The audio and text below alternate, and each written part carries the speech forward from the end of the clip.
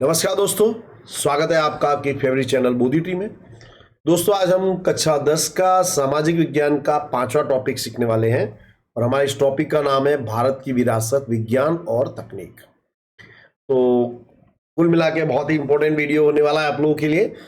तो सबसे पहले हम ये जो हमारा जो टॉपिक है उसकी समरी देखेंगे, जिसे हम कहते हैं गागर में सागर। तो विज्ञान का मतलब क्या होता है?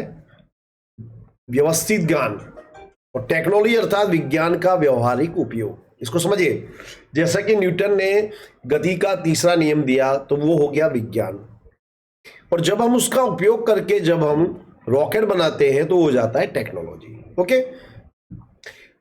और भारत ने तत्व ज्ञान ही नहीं बल्कि विज्ञान के क्षेत्र में भी महत्वपूर्ण योगदान दिया है।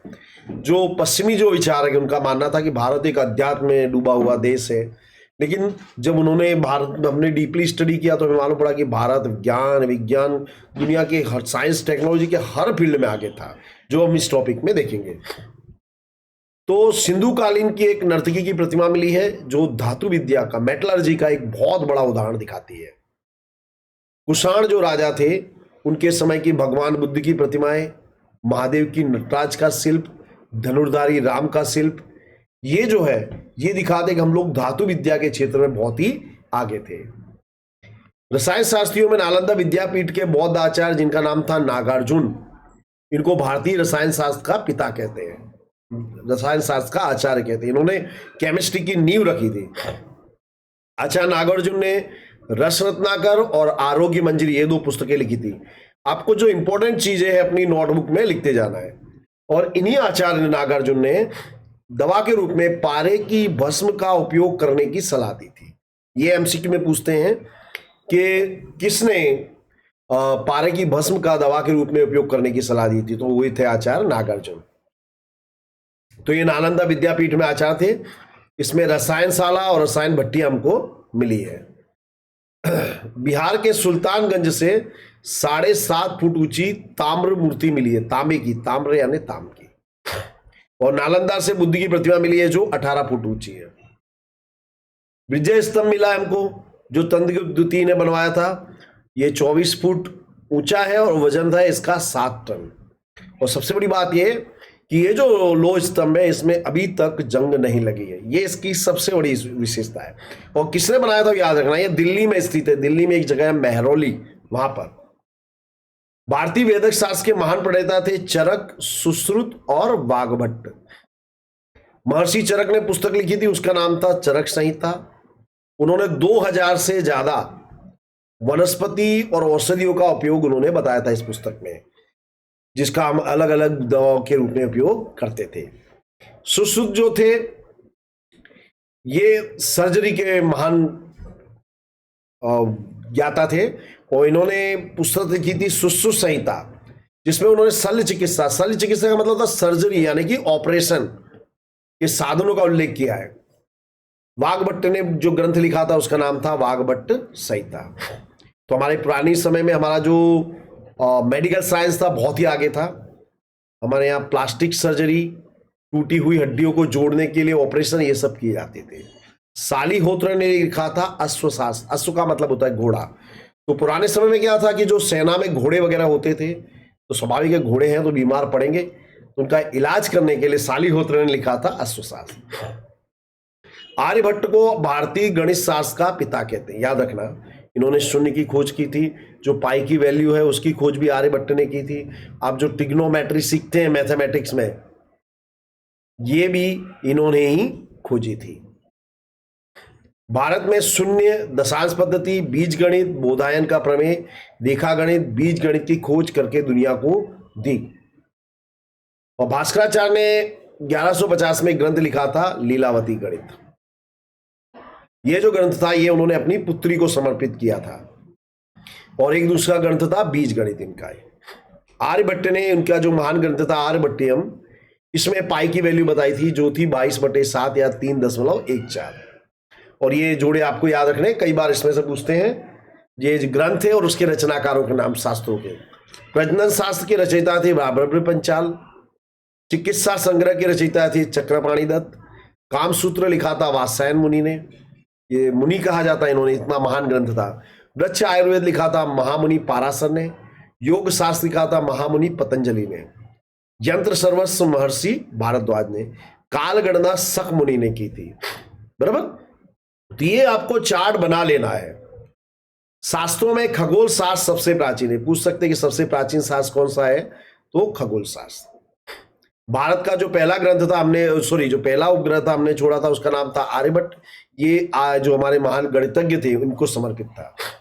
इन्हीं आर्यभट्ट ने सिद्ध किया था कि पृथ्वी अपनी धुरी पर भ्रमण करती है और चंद्र ग्रहण का वास्तविक कारण पृथ्वी की परछाई है। यानी चंद्र ग्रहण का वास्तविक कारण इन्होंने बताया था। ब्रह्मगुप्त ने लिखा था ग्रंथ ब्रह्म सिद्धांत, और इसमें उन्होंने गुरुत्वाकर्षण का उल्लेख किया था। बराहमीर ने ज्योतिष शास्त्र लिखा था और उन्होंने इसे 3 भागों में बांटा था, तंत्र, होरा और संहिता। वास्तुशास्त्र, तो वास्तुशास्त्र ज्योतिष शास्त्र का एक अभिन्न अंग है, और जो वास्तुशास्त्र के विकास में ब्रह्मा, नारद, बृहस्पति, भृगु, वशिष्ठ, इन्होंने महत्वपूर्ण योगदान दिया था। और 15वीं शताब्दी में मेवाड़ के राजा कुंभा ने वास्तुशास्त्र के जो ग्रंथ थे उनमें सुधार करके उनका पुनरुद्धार किया था। ये जो वाक्य ये एमसीक्यू में कई बार पूछा जा चुका है। देवताओं के प्रथम स्थपति यानी आर्किटेक्चर कौन थे, तो देवताओं के प्रथम स्थपति थे विश्वकर्मा। जो पांडवों का महल था, भगवान कृष्ण की जो द्वारिका थी, ये सब बनाने वाले थे विश्वकर्मा। विश्वकर्मा ने वास्तुशास्त्र को 8 भागों में बांटा था। बराबर, तो ये जो मैंने आपको टॉपिक की समरी बताई, इंपॉर्टेंट चीजें। अब हम देखेंगे एमसीक्यू। तो पहला है, कौन सा शिल्प जो है कला की दृष्टि से अंतरराष्ट्रीय स्तर पर प्रसिद्ध है, तो वो धनुर्धारी राम का, और ये चेन्नई में है। चेन्नई में एक संग्रहालय है, उसमें अंदर ये धनुर्धारी राम का शिल्प रखा हुआ है। महर्षि चरक ने चरक संहिता लिखी, तो महर्षि सुश्रुत ने क्या लिखा, सुश्रुत संहिता। तो दोस्तों मैंने यहां पे आपको सब तरह के एमसीक्यू बताने वाला हूं। किसने पारे की भस्म और रसायन का दवा के रूप में उपयोग करने की सलाह दी, तो आचार्य नागार्जुन ने। नागार्जुन किस विद्यापीठ से जुड़े थे, नालंदा से। निम्न में से सत्य कथन बताइए। चरक ने चरक संहिता में 5000 वृक्षों की दवा के रूप में उपयोग बताया, तो गलत है। 5000 नहीं, 2000 का आंकड़ा था, यानी ये हमारा हुआ गलत। सुश्रुत ने शल्य चिकित्सा के 275 साधनों के बारे में बताया, तो देखो साधनों का उल्लेख नहीं है। उन्होंने शल्य चिकित्सा के साधन बताए थे पर उसका फिगर नहीं दिया है। आचार्य नागार्जुन ने पारे की भस्म का दवा के रूप में उपयोग करने की सलाह दी, ये सही है। बराबर, अब आगे देखें। कौन सा शिल्प नादंत नृत्य कला का उत्तम नमूना है, नटराज का शिल्प, भगवान नटराज का शिल्प। स्वीडन में एक लेबोरेटरी जिसका नाम है सर्न, इस लेबोरेटरी के बाहर भगवान नटराज का शिल्प रखा गया है। यानी जो भगवान नटराज का शिल्प है, ये कॉस्मिक एनर्जी को दर्शाता है। नागार्जुन ने कौन सा ग्रंथ लिखा, तो रस रत्नाकर और आरोग्य मंजरी, ये 2 ग्रंथ लिखे थे नागार्जुन ने। याद रखिएगा, पारे की भस्म का दवा के रूप में उपयोग करने की सलाह किसने दी थी, तो आचार्य नागार्जुन ने। अब सही जोड़े बनाने हैं। चरक संहिता किसने बनाई लिखी थी भाई, चरक ने। सुश्रुत संहिता सुश्रुत ने। रस रत्नाकर और आरोग्य मंजरी नागार्जुन ने। वाग्भट्ट ने अष्टांग हृदय। बराबर। महर्षि चरक ने चरक संहिता में कितनी औषधि वनस्पतियों का उल्लेख किया है, तो 2000। शालिहोत्र ने कौन सा ग्रंथ लिखा, तो उन्होंने लिखा अश्वशास्त्र। आगे देखिए, किसे भारतीय रसायन शास्त्र का पिता कहते हैं, तो आचार्य नागार्जुन को। सही जोड़े बनाने। शालिहोत्र ने क्या लिखा, अश्वशास्त्र। वात्स्यायन ने लिखा कामसूत्र। बाबरबी पंचाल ने प्रजनन शास्त्र। चक्रपाणि दत्त ने चिकित्सा संग्रह। ये आपको सभी जो मैंने आपको आगे चार्ट दिया कर लेना पड़ेगा। किस विद्यापीठ में रसायनशाला और रसायन भट्टियां मिली है, तो नालंदा में, जहां से आचार्य नागार्जुन जुड़े हुए थे। बिहार के सुल्तानगंज से प्राप्त बौद्ध प्रतिमा की ऊंचाई कितनी है, तो 7.5 फुट। विजय स्तंभ का निर्माण किसने कराया, तो चंद्रगुप्त द्वितीय ने। और विश्व शून्य की खोज किसने की, तो आर्यभट्ट ने। गणित शास्त्र का पिता किसे कहते हैं, तो आर्यभट्ट को। लीलावती की गणित की रचना किसने की थी, तो भास्कराचार्य ने। अब देखिए फिर से सही जोड़े आए। 10 गीतिका ये किसने लिखी थी? आर्यभट्ट ने, ये याद रखिएगा। लीलावती गणित भास्कराचार्य ने। ब्रह्म सिद्धांत ब्रह्मगुप्त ने। ओके, अंक के पीछे शून्य लिखकर लिखने की पद्धति खोज किसने की? तो ग्रस्तमद ने। किस निम्न में से कौन गणित शास्त्री नहीं है? तो देखिए बोधायन, आपस्तम, कात्यायन ये गणित शास्त्री है। वात्स्यायन ये मुनि थे जिन्होंने लिखा था कामसूत्र, ये गणित शास्त्री नहीं थे। गुरुत्वाकर्षण के सिद्धांत की खोज किसने की थी? ब्रह्मगुप्त ने। इन्होंने ग्रंथ लिखा था ब्रह्म सिद्धांत, जिसमें गुरुत्वाकर्षण के बारे में इन्होंने बताया था। निम्न में से कौन सा खगोलवेत्ता और ज्योतिष शास्त्री थे? तो वराह मिहिर। किस ज्योतिष शास्त्री ने ज्योतिष को 3 भागों में बांटा? तो वराह मिहिर ने। और वो 3 भाग थे तंत्र, होरा और संहिता, ये भी याद रख लीजिएगा आप लोग। योग शास्त्र की रचना महामुनि पतंजलि ने।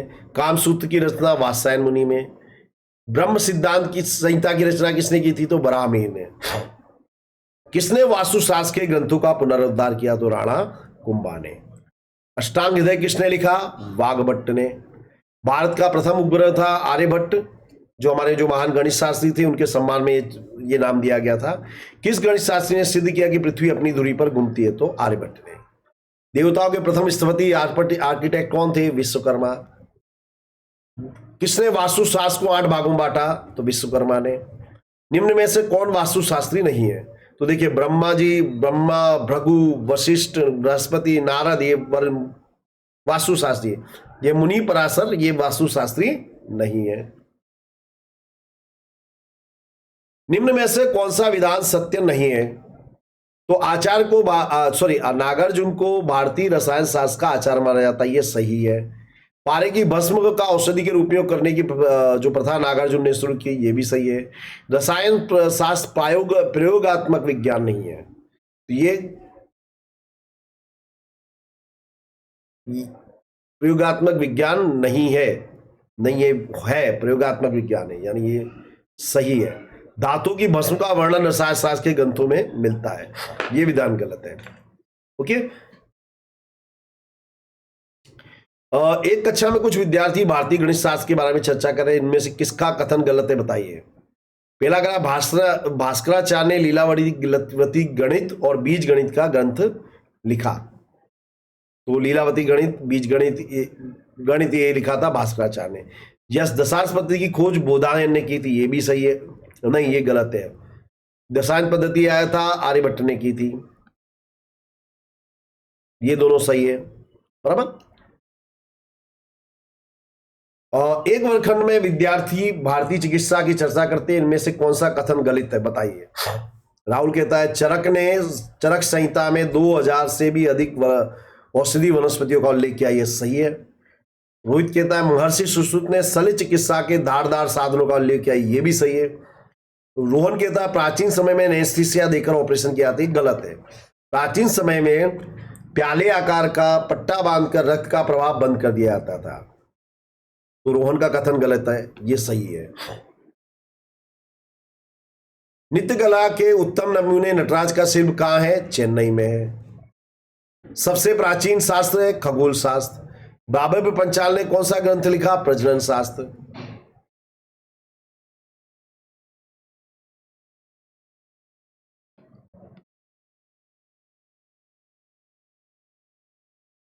अब देखिए निम्नलिखित में से कौन सा ज्योतिष शास्त्र का भाग नहीं है? तो देखो तंत्र, होरा, संहिता ये तो है, लेकिन निवारक इसमें से नहीं है।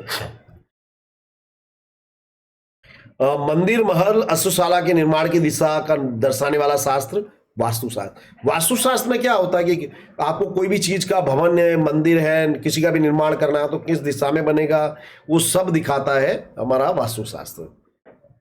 दशांश पद्धति की पहचान किसने कराई थी? तो आर्यभट्ट ने।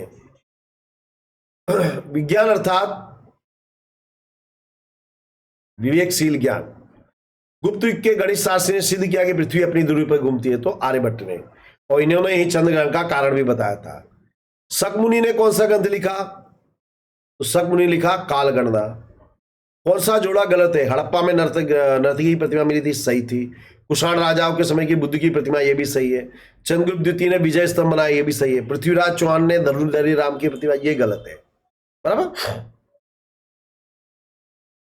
फिर कौन सा चिकित्सा शास्त्री का समूह कौन सा है? तो ये देखिए, चरक, सुश्रुत, वाग्भट, ये चिकित्सा शास्त्री है। फिर निम्नलिखित में से कौन सा गणित शास्त्रियों का समूह है?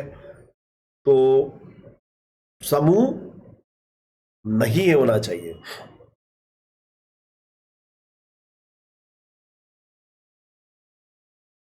सॉरी, ये गलत है।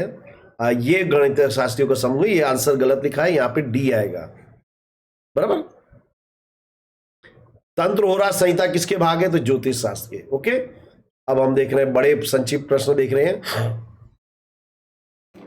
भारत की प्राचीन विद्या के बारे में हमको बताना है, धातु विद्या के बारे में। तो धातु यानी जिसे कहा जाता है इंग्लिश में मेटलर्जी। 1 मिनट फ्रेंड्स, इसे कहा जाता है मेटलर्जी, यानी इसमें मेटल के बारे में स्टडी करते हैं। तो प्राचीन काल से लोग धातु विद्या का अपने दैनिक जीवन में उपयोग करते थे।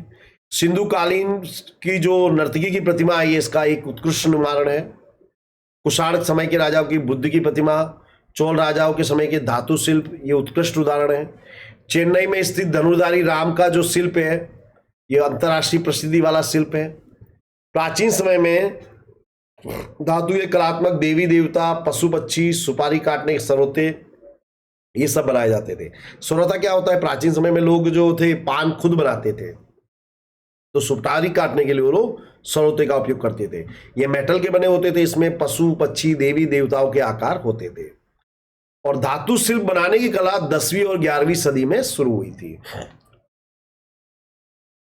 आर्यभट्ट का परिचय दीजिए गणित शास्त्री के रूप में। तो आर्यभट्ट को गणित शास्त्र का पिता कहते हैं। शून्य की खोज आर्यभट्ट ने की थी। आर्यभट्ट ने आर्यभट्टियम ग्रंथ लिखा। आर्यभट्टियम ने ग्रंथ में पाई की कीमत बताई थी। इसके साथ साथ उन्होंने भाग की आधुनिक विधि, जोड़, गुणा, जोड़, घटा, भाग, वर्गमूल, घनमूल, ये सब उन्होंने दिया। इन्होंने 10 गीतिका नामक ग्रंथ भी लिखा। इन्होंने सिद्ध किया कि पृथ्वी अपनी धुरी पर घूमती है और चंद्र ग्रहण का कारण होता ही है पृथ्वी की परिछाई। ये आर्यभट्ट ने सिद्ध किया था। रसायन क्षेत्र में नागार्जुन का योगदान बताइए। तो नागार्जुन को भारतीय रसायन शास्त्र का पिता कहते हैं। ये नालंदा विद्यापीठ में आचार्य थे।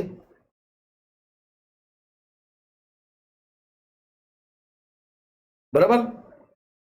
और इन्होंने रस रत्नाकर और आरोग्य मंजरी, अब देखिए आंसर आपको इसकी तरह पॉइंट डाल के लिखना है। ये जो मैं बता रहा हूं, it is the only based and scientific method. आपको इसी ढंग से लिखना है। जो इंपॉर्टेंट चीज है उसके नीचे अंडरलाइन भी कर देना है एग्जाम में, बोर्ड एग्जाम में। और इन्होंने वनस्पति के साथ साथ रसायन औषधि का उपयोग करने की भी सलाह दी थी आचार्य नागार्जुन ने। उन्होंने पारे की भस्म का औषधि के रूप में उपयोग प्रारंभ किया। उनके समय में नालंदा विद्यापीठ में रसायनशाला और भट्टियां भी मिली थी। मूर्तिकला के क्षेत्र में भारत का विकास समझाइए। तो भारत में मूर्तिकला बहुत ही प्राचीन है। सिंधु कालीन संस्कृति की नर्तकी की जो प्रतिमा है, ये बहुत प्रसिद्ध है। नटराज का शिल्प विश्व प्रसिद्ध है। चेन्नई में स्थित धनुर्धारी राम का शिल्प अंतरराष्ट्रीय ख्याति वाला शिल्प है। कुषाण राजाओं के समय में भगवान बुद्ध की प्रतिमा है। चोल राजाओं के समय धातु के शिल्प की मूर्तिकला के नमूने हमको देखने को मिलते हैं। बिहार में सुल्तानगंज से हमको बुद्ध की ताम्र मूर्ति मिली। ताम्र यानी तांबे की, जिसकी ऊंचाई है 7.5 फुट और इस मूर्ति का वजन था 1 टन। नालंदा से हमको बुद्ध की प्रतिमा मिली है जो 18 फुट ऊंची है। सम्राट विक्रमादित्य ने लोह स्तंभ बनाया था जिसे नाम दिया गया था विजय स्तंभ। ये 24 फुट ऊंचा था, जिसमें अभी तक जंग नहीं लगी है। तो ये सारे सिद्धांत बताते कि हम लोग धातु विद्या क्षेत्र में बहुत ही आगे थे। अगला प्रश्न है, एक ज्योतिष के रूप में वराहमिहिर का परिचय दीजिए। वराहमिहिर एक महान खगोलवेत्ता ज्योतिष शास्त्री थे। उन्होंने ज्योतिष को 3 भागों में बांटा, तंत्र, होरा और संहिता। उन्होंने एक पुस्तक लिखी थी बृहद संहिता। उन्होंने इस ग्रंथ में अवकाशी ग्रहों के मनुष्य के जीवन पर प्रभाव पड़ते हैं उसके बारे में बताया। मनुष्य के लक्षण, प्राणियों के अलग अलग वर्गों का उन्होंने उल्लेख किया था। उन्होंने अपने ग्रंथ में विवाह के समय कुआं, तालाब, बगीचा, खेत की जुताई के लिए शुभ मुहूर्त की जानकारी दी थी। ये सब उनके ग्रंथ में देखने को मिलता है। अब है भारतीय रसायन विद्या का परिचय दीजिए। तो नागार्जुन को भारतीय रसायन शास्त्र का आचार्य माना जाता है। उन्होंने 2 ग्रंथ लिखे थे, रस रत्नाकर और आरोग्य मंजरी। रसायन शास्त्र एक प्रायोगिक विज्ञान है, यानी इसमें एक्सपेरिमेंट किए जाते हैं और एक्सपेरिमेंट के आधार पर हमको पता चलता है, हमें ज्ञान प्राप्त होता है। इस विद्या में मनुष्य के लिए आवश्यक औषधियों का निर्माण किया जाता है। आचार्य नागार्जुन ने वनस्पतियों के साथ साथ रसायन का उपयोग भी करने की सलाह दी थी कि हमें रसायन का भी उपयोग करना चाहिए। इन्होंने पारे की भस्म का उपयोग करने की सलाह दी थी दवा के रूप में। नालंदा में से हमें रसायनशाला और भट्टियां मिली हैं जो बताती कि वहां पे रसायन के क्षेत्र में काफी संशोधन किए जा रहे थे। रसायन शास्त्र के ग्रंथों में मुख्य रस, उपरस, 10 प्रकार के विष, विविध प्रकार के क्षार और धातुओं के भस्म का वर्णन देखने को मिलता है। अगला है, उसी में अगला पॉइंट है धातु के क्षेत्र में रसायन विद्या। तो रसायन जो है, केमिकल साइंस जो है, सब जगह काम में आता है। तो प्राचीन भारत में रसायन का विद्या का उपयोग धातु की प्रतिमाएं बनाने में होता था। बिहार के सुल्तानगंज से भगवान बुद्ध की 7.5 फुट ऊंची प्रतिमा मिली है जिसका वजन है 1 टन। बराबर। नालंदा में से भगवान बुद्ध की 18 फुट ऊंची प्रतिमा मिली है। सम्राट विक्रमादित्य ने लोहे का स्तंभ बनाया था जिसपे अभी तक जंग नहीं लगी है। ये 24 फुट ऊंचा था, वजन था 60 टन। यहाँ पे 7 कर देना, नहीं है सॉरी, ये बरबोक है, और इसमें अभी तक जंग नहीं लगी है। ये रासायनिक विद्या का एक उत्तम उदाहरण है। प्राचीन वैदिक शास्त्र का परिचय दीजिए। वैदिक यानी जिसमें वेद विद्या क्या उपयोग होता है। तो प्राचीन काल में से भारत ने वैदिक विद्या और शल्य चिकित्सा के क्षेत्र में बहुत ही सिद्धि प्राप्त की। वैदिक शास्त्र के महान पंडित थे चरक, सुश्रुत और वाग्भट्ट। ये महान वैद्य थे। चरक ने महान ग्रंथ लिखा था चरक संहिता। इसमें इन्होंने 2000 से भी ज्यादा वनस्पति और औषधियों का दवा के रूप में उपयोग करने की सलाह दी थी। महर्षि चरक ने ग्रंथ लिखा था चरक संहिता। ये 2 रिपीट हो रहा है सेंटेंस। सुश्रुत ने ग्रंथ लिखा था सुश्रुत संहिता, और इसमें उन्होंने जो ऑपरेशन सर्जरी के जो साधन थे उसका वर्णन किया। ऐसे धारदार साधन होते थे जो सिर के बाल को खड़ा चीर सकते थे 2 भागों में। वाग्भट्ट ने लिखा वाग्भट्ट संहिता। बराबर। ये जो तीनों ग्रंथ है, चरक संहिता, सुश्रुत संहिता, वाग्भट्ट संहिता, ये प्रत्येक वेद के लिए अत्यंत उपयोगी है। प्राचीन भारत में हिंदुओं के औषधि शास्त्र में खनिज, वनस्पति, प्राणी औषधियों का उपयोग किया जाता था। दवा बनाने की बारीक विधियों के लिए सूचनाएं दी जाती थी। पुराने समय प्राचीन आकार के पट्टा बांधकर रक्त का परिभ्रमण बंद करके शल्य चिकित्सा ने ऑपरेशन किया जाता था। और पुराने समय में भी पेड़ू, मूत्राशय, हर्निया, मोतिया, पथरी, भगंदर आदि की शल्य चिकित्सा ने सर्जरी होती थी। टूटी हड्डियों को भी व्यवस्थित कर सकते थे। शरीर में प्रविष्ट बाहरी पदार्थों को कुशलतापूर्वक बाहर से निकाल सकते थे। शरीर में कोई चीज घुस जाए तो उसको बड़ी आसानी से निकाल सकते थे। टूटे हुए नाक की चिकित्सा, प्लास्टिक सर्जरी भी उस समय में होती थी। मोम के पुतले या मृत शरीर पर शल्य चिकित्सा द्वारा विद्यार्थियों को प्रत्यक्ष ज्ञान भी देते थे।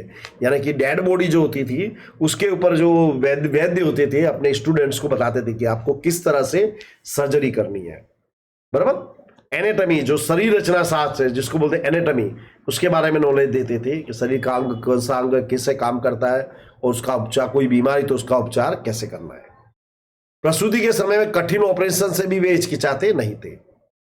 प्राचीन भारत में प्राणी रोग का शास्त्र भी विकसित हुआ, जैसे अश्व, हस्ती, इनके रोगों पर भी ग्रंथ लिखे गए, जिसमें सालीहोस्त का हस्ती आयुर्वेद और अश्वशास्त्र ये बहुत ही प्रसिद्ध है। वाग्भट्ट ने लिखा था अष्टांग हृदय, ये भी एक महान ग्रंथ माना जाता है। वास्तुशास्त्र, ये जो सारे चीजें दोस्तों वीडियो देखने के बाद आप लिखो इसको। अगर आपने इसको लिखा तो ये आप इसको जिंदगी भर आपको यही याद रहेगा। भारत के वास्तुशास्त्र का परिचय दीजिए। तो वास्तुशास्त्र ज्योतिष शास्त्र का अविभाज्य अंग है। पूरे विश्व ने भारतीय वास्तुशास्त्र को स्वीकृति दी है, उसकी प्रशंसा की है। विश्वकर्मा को भारत का देवताओं के स्थपति माने जाते हैं। विश्वकर्मा ने वास्तुशास्त्र को 8 भागों में बांटा। वास्तुशास्त्र में रहने की जगह, मंदिर, महल, अश्वशाला, किला, शस्त्रागार, नगर वगैरह की रचना किस तरह करनी वो बताया जाता था। बृहद संहिता में वास्तुशास्त्र का उल्लेख देखने को मिलता है। 15वीं सदी में मेवाड़ के राजा कुंभा ने पूर्व प्रकाशनों में सुधार करके इन ग्रंथों का उद्धार किया, यानी जो पुराने ग्रंथ थे वास्तुशास्त्र के, उनमें संशोधन करके उनको नया रूप दिया। वास्तुशास्त्र में जगह की पसंदगी, विविध आकार, रचना, कद, वस्तुओं की व्यवस्था, देव मंदिर, ब्रह्मस्थान, भोजन कक्ष, शयन कक्ष आदि के बारे में काफी डिटेल से जानकारी दी जाती थी। तो दोस्तों यहां हमारा टॉपिक पूरा हो रहा है। मैंने इसमें हर चीज का समावेश कर लिया है। ये वीडियो देखने के बाद इस टॉपिक में आपको कोई समस्या नहीं रहेगी, और ऐसे ही सभी टॉपिक के वीडियो मैं आप लोगों के साथ शेयर करने वाला हूं। उसके लिए चैनल को लाइक, शेयर और सब्सक्राइब अवश्य कीजिएगा। Thank you very much friends, have a very nice day.